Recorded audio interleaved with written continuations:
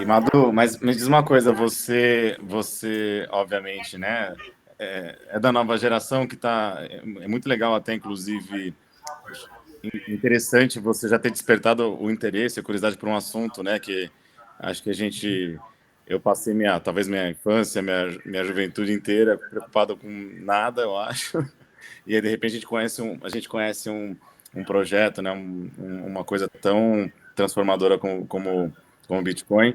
Mas assim, a minha dúvida maior é assim, porque eu tenho 41 anos hoje, né?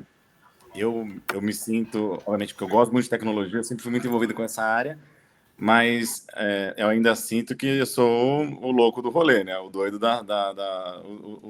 o maluco que fala de uma coisa que ninguém entende. Mas, assim, a tua percepção, tanto no teu convívio Tá pessoal, velho, Madu. Ele já está velho. Com 41 anos tô está velho, tô velhote já. acabado. Ah, não, mas tô velho, mas tô de férias, tá? Tô aqui, tô viajando, aí eu gostei, você não presta.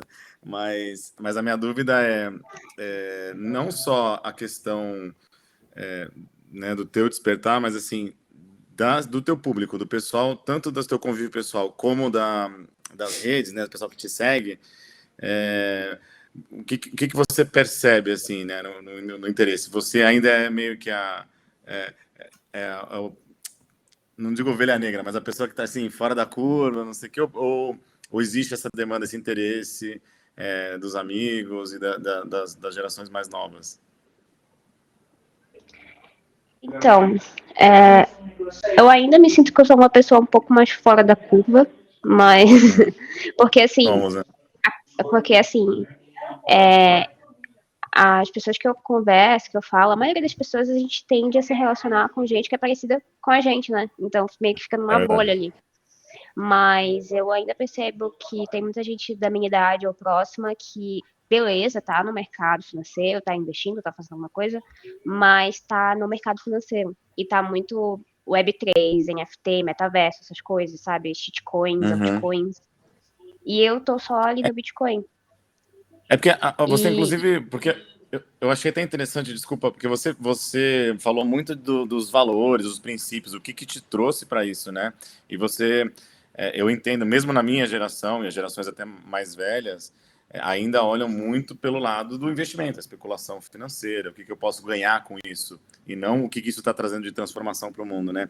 Então, eu vejo assim, até pela forma que você se expressa, a gente já fez uma live juntos e eu acho legal você trazer esse olhar, porque, por exemplo, o meu maior desafio, não sei se é o seu também, é de todo mundo me pergunta de preço, o que eu tenho que fazer, como é que eu invisto, e aí e a gente sempre quer tentar vender o valor, né? O que você está trazendo de novo para as pessoas, não só a ambição financeira ou o investimento.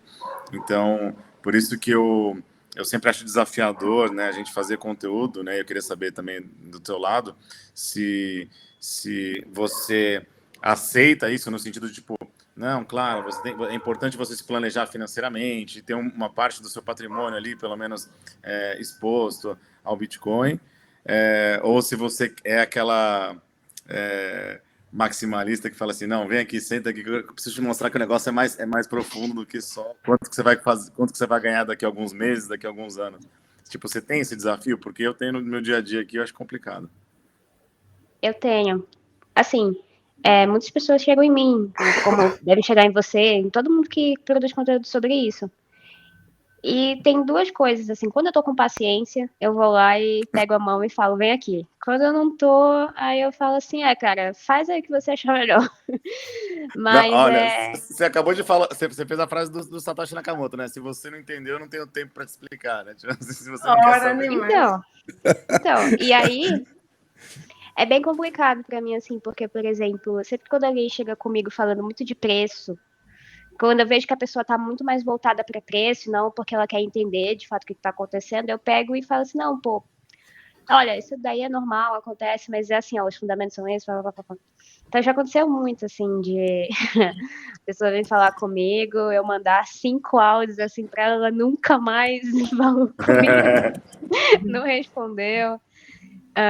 Mas também o que eu acho legal é que quem já me segue há um tempinho, ou até mais recente mesmo, já tá ligado como é que eu falo. Já sabe como é que eu me posiciono. Então, por exemplo, outro dia surgiu uns fakes meus aí no Instagram, oferecendo investimento para as pessoas e tal. E aí o fake falando de plataforma de investimento, de Ethereum, de não sei o quê. E aí todo mundo já sacou, né, que era fake. Falou assim, pô, Madu, olha essa merda aqui, até parece que você ia falar uma coisa dessas e tal. Eu falei assim, pois é. Então, assim, tem esse desafio. Já chegaram pessoas assim comigo de, porque eu coloquei dinheiro em Bitcoin, Ethereum, em moeda tal, e agora caiu, e aí eu fico assim. Aí eu falei assim, primeiro, tira dessas moedas e coloca só em Bitcoin. Eu sempre falo isso, assim. Aí eu falo, por que essa moeda tal, e isso, aquilo. Mas óbvio, nem todo mundo vai te ouvir, né? Então, É o famoso. É o famoso. Não existe o segundo melhor, né? Porque quando o pessoal fala assim, eu vou colocar um dinheiro em Bitcoin, o que mais que eu posso colocar, né? Aí eu falo assim, você acha que eu devo comprar Ethereum, comprar Cardano, XRP? Eu falei assim, olha, faz assim, coloca 70% em Bitcoin, aí coloca uma partezinha nas altcoins, aí compra um pouquinho de raspadinha, um pouquinho de Mega Sena, aí você vai apostando no que você quiser, em cavalo, né? Mas coloca a maior parte em Bitcoin. Falei, se você quiser especular, tem um monte de coisa, mas eu coloco do mesmo balaio, né? Mas é difícil. Inclusive, alguns amigos meus, né, que se interessaram aí pelo assunto, falando assim: pô, acho o Solana um projeto interessante, coloquei uma grana. E assim, não pode rir, não pode rir. A única coisa que eu falo você está fazendo a mesma coisa que comprar um bilhete de loteria e está especulando, e você tem outros riscos envolvidos, mas o que você tem de valor, né? Você tem que focar pelo menos em entender. Ei, alguém está a fazer aí um barulho enorme com o microfone. Será que sou eu? Não sei o que é que foi. Será que sou eu? Onde é que está o gato? Continua, Marcos. Ficaste sem som, Marcos. Não, eu fiquei sem som porque. Agora já está, agora já tem som. É que eu tô no Airbnb aqui, tem um pessoal que tá hospedado comigo aqui, eles chegaram e começaram a fazer barulho. Talvez seja isso. Já agora, só porque. Aí, grande mensagem que chegou aqui. Já agora, deixem-me só informar. O pessoal que está no chat, se quiser fazer alguma pergunta à Madu também, podem pôr no chat, que ou a gente põe durante esta conversa ou pomos mais na parte final, no espaço do pleb. Mas se vocês quiserem fazer alguma pergunta diretamente, fiquem à vontade, porque também o objetivo é vocês poderem interagir com a conversa, obviamente. Marcos, se quiseres continuar. Não, tá tudo bem. Não, só quis fazer esse adendo, porque assim, é difícil a gente. É que agora, né? A gente tá acostumado, a gente vive, né? Respira Bitcoin todo dia, né? Então tem esses memes que a gente tá acostumado, né? Tipo o Michael Saylor falando, there is no second best. Não existe o segundo melhor. O que eu posso fazer além do Bitcoin? Então a gente sabe disso. Como é um mercado. Você sabe que eu sou meio comedido, né? Eu acho que isso é uma indústria, é um mercado que tem outras iniciativas, tem gente querendo colocar suas ideias em prática, né? Seja o Vitalik, seja o Hoskinson, seja qualquer um dessas pessoas com independente dos interesses que cada um tenha, né? Porque você pode questionar o que Bill Gates, qual era o interesse dele, qual era o interesse do Steve Jobs, do Elon Musk. Então, eu não estou falando que as pessoas não têm ambições pessoais ali em ganhar dinheiro, em querer vender a sua ideia, o seu projeto, mas dentro desse universo de inovação tecnológica, a gente vê que não só tem muita coisa questionável acontecendo, mas as pessoas que entram pela especulação financeira, ou seja, quero ganhar dinheiro, que tem outros riscos envolvidos ali, que não só apreciação daquele token. O Marcos está com um problema qualquer. Não sei se é o Marcos que está com um problema qualquer. Tô ruim. Porque está aí tá um barulho enorme no microfone, meu. Está um barulho, não sei quem é que está com esse Engraçado, problema. acho que não. Mas aqui tem. É que eu Não, tô numa sala, tá o vazia. teu acho que está bom, Marcos, mas há outro microfone qualquer que está com um problema enorme aí. Tá. Alguém está a mexer no microfone, alguma coisa assim. Inclusive eu não tô nem com. Não tô com mic. Não, mas eu não quero eu não quero me alongar muito, não. Só queria dizer, né, contar essa parte da minha experiência, que é realmente a gente está, como a gente está desbravando isso junto, a gente está vendo essas transformações acontecerem, né? Claro, Bitcoin teve aí a sua criação imaculada, né? Ou seja, não temos ninguém por trás, né? A gente vê o valor que é a primeira rede realmente centralizada e segura, e todo o resto É o teu, Marcos. É o teu microfone. Parece que alguém está a mexer no microfone, sabes?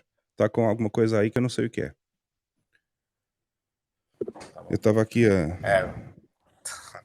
não foi um vagabundo que entrou aqui. E, né, que eu falei 5 vezes já, o pessoal tá entrando. Eu tô numa. Ó, vou mostrar pra vocês, tá? A vida como ela é. Eu tô numa cozinha. Mostra aí essa bandalheira. E aí a geladeira tá aqui. Eu falei, gente, não entra aqui, só me dá mais uma meia horinha, só enquanto eu tô falando. Aí ele veio pegar um negócio da geladeira aqui. Desculpa. Não adianta nada, né? Mas, não adianta nada. Aí, eu deixei aqui. E argentino ainda, né? Argentino. Se fosse ainda brasileiro, a gente que não fala português bem que nem vocês, mas os argentinos são piores. Olha que a Madu não sabe dessa história, ela não sabe dessa private joke ainda. Ô, Madu, é que eu falo pra eles que a gente se esforça, mas a gente só fala português há 500 anos, então a gente tá aprendendo ainda, entendeu? A gente não sabe falar direito. Foi mal aí, galera. Desculpa. Alex, o Alex queria fazer uma pergunta, não era? Eu queria fazer uma pergunta à Madu. Ela como educadora e evangelista de Bitcoin, qual é o ponto que ela acha mais difícil de fazer virar a chave ao pessoal que está na dúvida, que está em cima do muro? Boa. Não sei se conseguiste perceber o que eu quis Boa pergunta. perguntar. Eu entendi. Acho que o ponto mais difícil, e isso é uma coisa que quando alguém vem perguntar para mim, eu sempre falo assim, cara, por que você está investindo em Bitcoin? E ele, não, eu quero ganhar uma grana ali e tal. Então você está fazendo errado. Então, assim, eu acho que o ponto assim que faz a pessoa virar a chave ou não é quando ela realmente entende que aquilo não é só o fato dela ganhar dinheiro, que talvez ela nem ganhe, sabe? Porque quem entendeu o Bitcoin de fato, imagina assim que pelo mundo que a gente vive, obviamente o Bitcoin ele é a solução e ele vai te trazer um retorno financeiro muito grande. Mas esse não é o objetivo principal e talvez ele possa até não acontecer.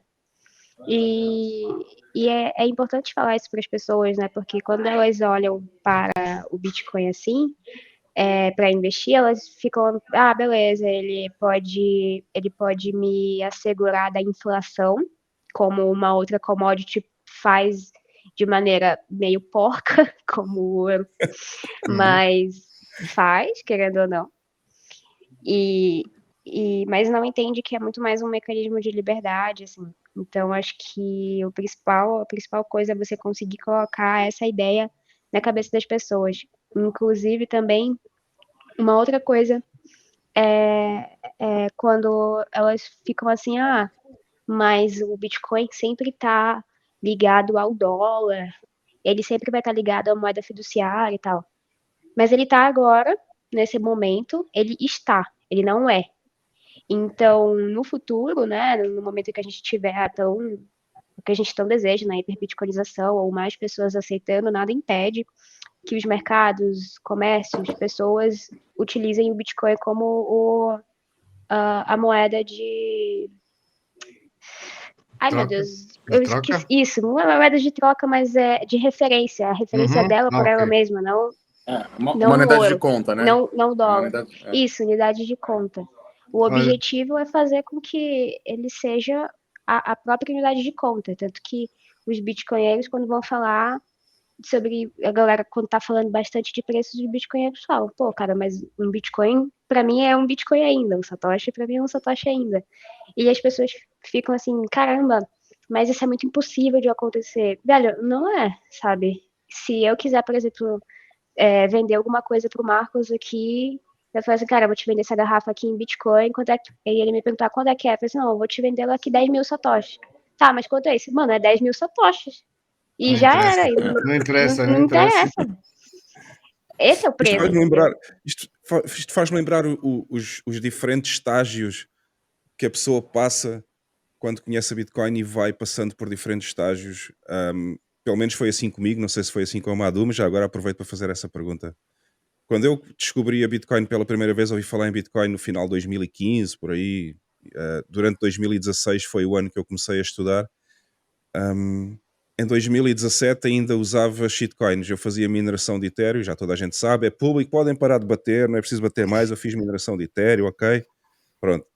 Já passei essa fase, passei à fase seguinte em que deixei de comprar ou de fazer trade de shitcoins, mas ainda fazia trade de Bitcoin para aumentar a Bitcoin que eu tinha, portanto ainda via a Bitcoin numa perspectiva de investimento, primeiro para fazer mais dinheiro, fiat, depois para ter mais Bitcoin e finalmente atingir o último estágio, que foi, eu já não quero saber de investimento, para mim a Bitcoin não é investimento, para mim a Bitcoin é só uma ferramenta de liberdade e soberania individual. E portanto uma Bitcoin e vale sempre uma Bitcoin, não me interessa quantos dólares vale ou quantos euros vale. E Mas o eu Hugo. passei, Ah, eu fala. passei por esses 3 ou 4 estágios assim. Também queria perguntar se a Madu também passou por esses 3 ou 4, mas Marcos, se tiveres a acrescentar alguma coisa antes da Madu É, responder. quero. Eu sinto essa, eu não vou dizer, essa inquietude, né? Não digo que é uma frustração, mas eu sinto também isso que a Madu falou e que você está falando agora, porque como a gente acredita muito nisso, a gente sempre quer vender o que a gente acha que tem de mais valor no Bitcoin, né? E na verdade, eu acho que eu abri mão um pouco de querer trazer muitas verdades ou muitas certezas e entender que pessoas, empresas, países diferentes vão adotar por incentivos diferentes. Os incentivos se alinharam. Se vai ser pelo incentivo financeiro, se vai ser pelo incentivo da liberdade, ou pela inclusão, pela bancarização, pela, sei lá, inclusão social. A gente pode, você pode, ou porque a moeda do país, a inflação, se é uma forma de investir, eu acho que cada pessoa e como eu te falei, cada instituição, cada governo vai adotar por interesses diferentes, seja por necessidade ou por interesse. Então, acho que eu desisti um pouco de criticar ou de questionar o porquê que as pessoas querem entrar, porque é o protocolo aberto. Então, todo mundo participa se quiser ou se não quiser. Você quer entrar porque você acha que o Bitcoin vai chegar a 100 mil, a 500 mil dólares, a $1 milhão. Se você entrou porque você nunca teve uma conta no banco, se você faz remessa internacional e você precisa disso, né? Por exemplo, no Brasil, não é uma realidade muito tão forte como nos países da América Central, da Ásia, dos países muçulmanos, onde tem muitos imigrantes que vão morar em países e precisam mandar dinheiro para casa. Então, assim, no Brasil, a gente não vive muito isso. Então, talvez esse é um dos elementos que não vai ter muito apelo, né? Mesmo como investimento, né? No Brasil, tem cerca de 3 a 5% da população investe em qualquer ativo, né? O pessoal guarda dinheiro na poupança, mas na Bolsa de Valores até 2017 era 700 mil pessoas, hoje são 4 milhões, no universo de 200 milhões de pessoas no Brasil. Então, ainda, mesmo pelo lado de investimento, ainda é um universo muito pequeno no Brasil. Então, eu acho que o incentivo vai ser, como eu falei, ou por necessidade, por ambição, e eu acho que não tem problema, né? E, inclusive, iniciativas como a gente vê da Strike, né, que é um dos grandes players aí, que é o seguinte, eles vão colocar soluções, né, meios de pagamento, onde pessoas vão usar Bitcoin, vão usar a rede do Bitcoin sem saber que elas estão usando. Então, eu estou transacionando em reais, em euros, mas no backstage, ali nos bastidores, está tudo sendo trabalhado via Lightning ou via a rede do Bitcoin. Então, hoje eu não me importo tanto, eu particularmente não me importo tanto por que as pessoas entram, por que elas se interessam ou não se interessam.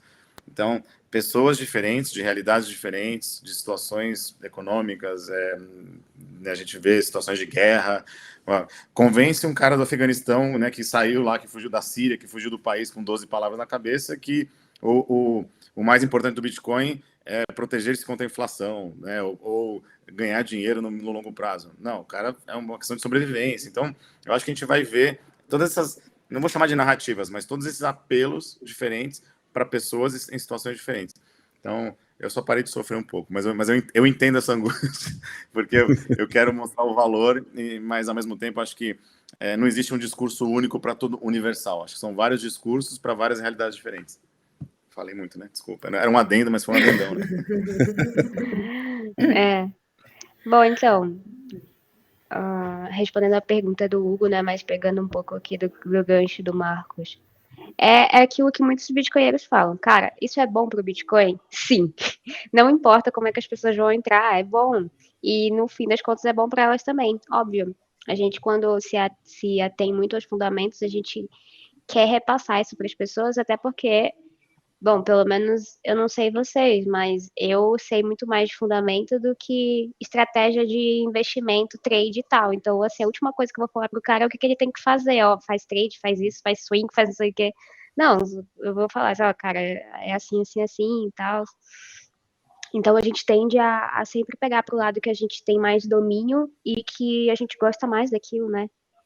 Mas agora falando em relação a fases, etapas, eu não passei por essas etapas, porque por exemplo, de fazer alguma estratégia com Bitcoin para ganhar mais fiat e trocar para Bitcoin, né? Mesmo com isso, eu não fiz esse tipo de estratégia. Eu sempre fui mais conservadora nesse sentido, até porque por ser algo novo, teoricamente novo, mas que eu não entendo tanto em relação, por exemplo, a estratégias de investimento, e porque eu estava estudando aos poucos, eu falei assim, cara, eu não vou nem mexer nisso daqui.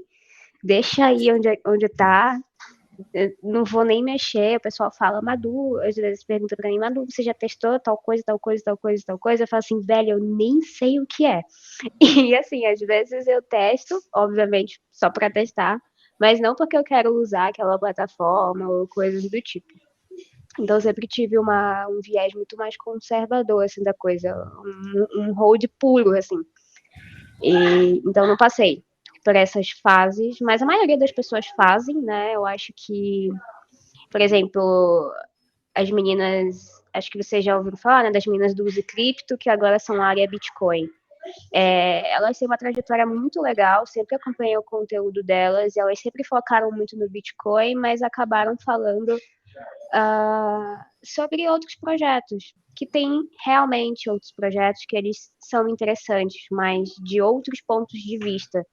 Por isso que não é interessante compará-los ao Bitcoin.